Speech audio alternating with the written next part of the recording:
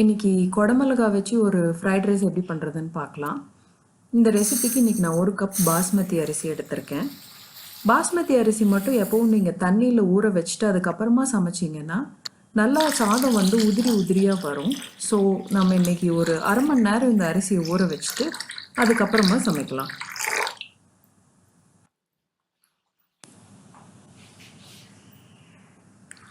அரிசி நல்லா ஊறிடுச்சு. இந்த அரிசியை ஒரு வாட்டி கழுவிட்டு அந்த கழுவின தண்ணியை வடிச்சிருங்க.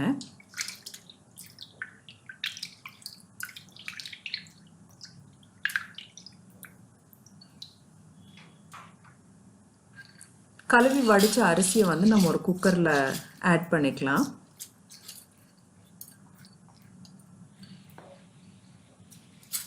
நம்ம இன்னைக்கு 1 கப்பு பாஸ்மதி அரிசி யூஸ் பண்ணியிருக்கோம். 1 கப்புக்கு 1.5 கப்பு அளவு தண்ணி நம்ம சேர்த்திக்கலாம்.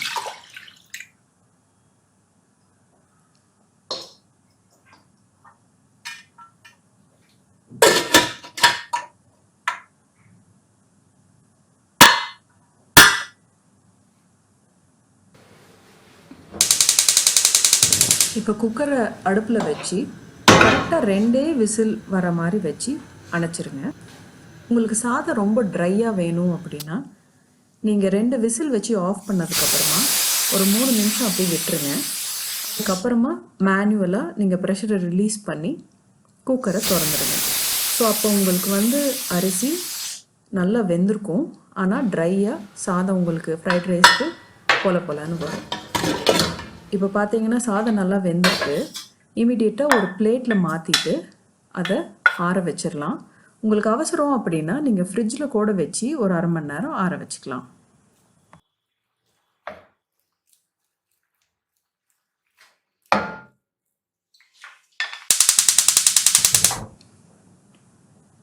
அடுப்பில் ஒரு கனமான பாத்திரத்தை வச்சுக்கலாம். நான் இன்றைக்கி சன்ஃப்ளவர் ஆயில் யூஸ் பண்ணியிருக்கேன். ஒரு 2 டேபிள் ஸ்பூன் சன்ஃப்ளவர் ஆயில் இதில் ஊற்றிக்கலாம். இதில் 1 டீஸ்பூன் இட்டாலியன் சீசனிங் நம்ம ஆட் பண்ணிக்குவோம். இது பாஸ்தா சீசனிங் இல்லை பீட்சா சீசனிங் அப்படின்னு உங்களுக்கு பெரிய கடைகளில் கிடைக்கும். இது கூடவே பூண்டை நல்லா பொடி பொடியாக நறுக்கிட்டு இதில் ஆட் பண்ணிக்குவோம்.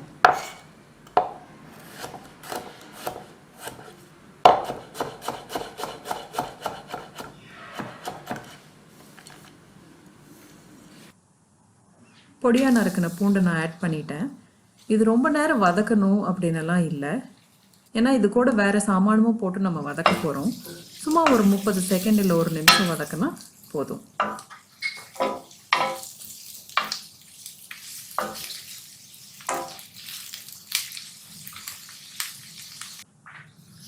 இது கூட இப்போ நம்ம வெங்காயத்தையும் வெட்டி ஆட் பண்ணிக்கலாம். எல்லா இன்க்ரீடியன்ட்ஸுமே நம்ம பொடி பொடியாக வெட்டினா தான் இந்த ரெசிபிக்கு நல்லாயிருக்கும். ஸோ வெங்காயத்தையும் நம்ம பொடி பொடியாக வெட்டிட்டு அதுக்கப்புறமா ஆட் பண்ணிக்கலாம்.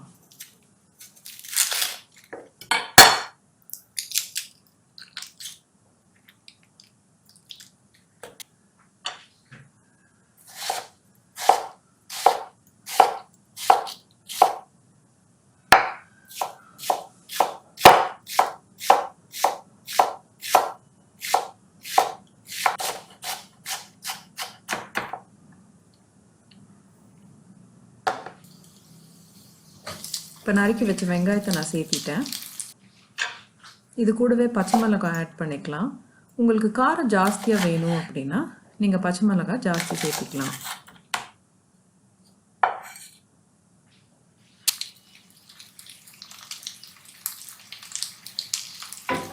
வெங்காயத்தை ரொம்ப நேரம் வதக்கணும் அப்படின்னாலாம் இல்லை. ஓரளவு சாஃப்டாக வர வரைக்கும் வதக்கினா போதும். இந்த வெங்காயம் வதக்கும் போதே நம்ம கொஞ்சம் உப்பு சேர்த்திக்கலாம். உப்பு சேர்த்துனீங்கன்னா வெங்காயம் சீக்கிரமாக வதங்கிடும். நான் ஒரு 1 டீஸ்பூன் உப்பு சேர்த்திக்கிறேன்.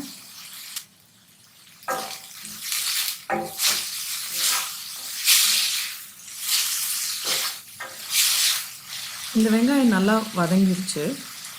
இது கூட இப்போ நம்ம குடமிளகாய் வெட்டி நம்ம சேர்த்திக்கலாம். குடமிளகாயும் பொடி பொடியாக வெட்டணும். உங்களுக்கு எந்த கலர் குடமிளகாய் பிடிக்குமோ அதை நீங்கள் சேர்த்திக்கலாம். எனக்கு இன்னைக்கு ரெட்டும் எல்லோவும் வீட்டில் இருந்ததுனால இது நான் சேர்த்திக்கிறேன். உங்களுக்கு பச்சை குடமிளகா கிடைச்சதுன்னா நீங்கள் அதுவும் கூட போடலாம், நல்லாயிருக்கும்.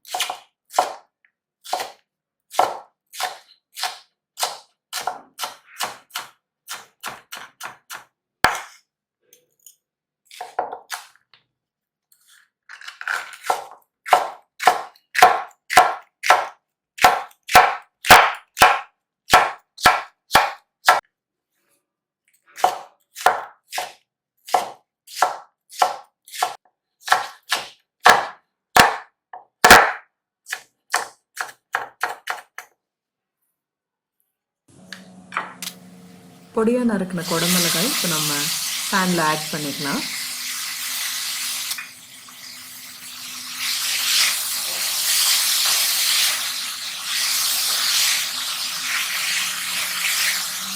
இந்த குடமிளகாய் ஒரு 5 நிமிஷம் வதங்குது. இது கூடவே ஒரு 1/2 கப்பு கேரட்டும் நல்லா பொடியாக நறுக்கி அதையும் நம்ம சேர்த்திக்குவோம்.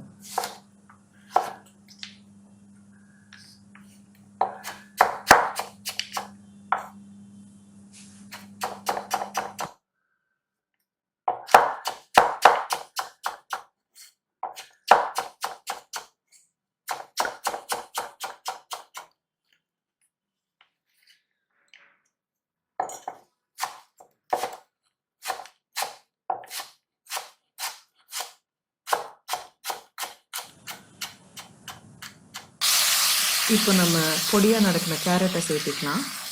இது எல்லாமே ஒரு 1/2 வேக்காடு வெந்தால் போதும். ரொம்ப நேரம் வதக்கணுங்கிறது இல்லை.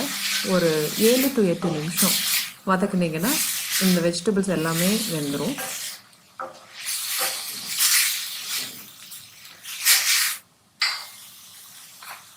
இது கூட நான் குருமிளகு பொடி சேர்த்திக்கிறேன். உங்களுக்கு காரம் நல்லா வேணும்னா நீங்கள் குருமிளகு பொடி கொஞ்சம் ஜாஸ்தியாகவே சேர்த்திக்கலாம்.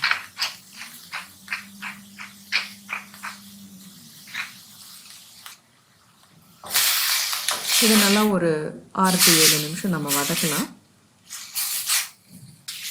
வெஜிடபிள்ஸ் எல்லாம் நல்லா வதங்கிடுச்சு. இப்போது வேக வச்சு ஆற வச்ச சாதத்தை இந்த பேனில் நம்ம சேர்த்து கலக்கிடலாம்.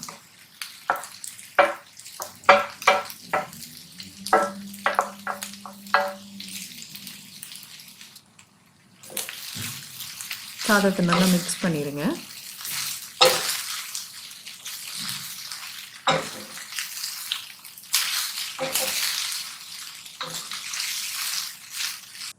இப்போ கடைசியாக கொஞ்சம் கொத்தமல்லியை நறுக்கி சேர்த்திக்குவோம்.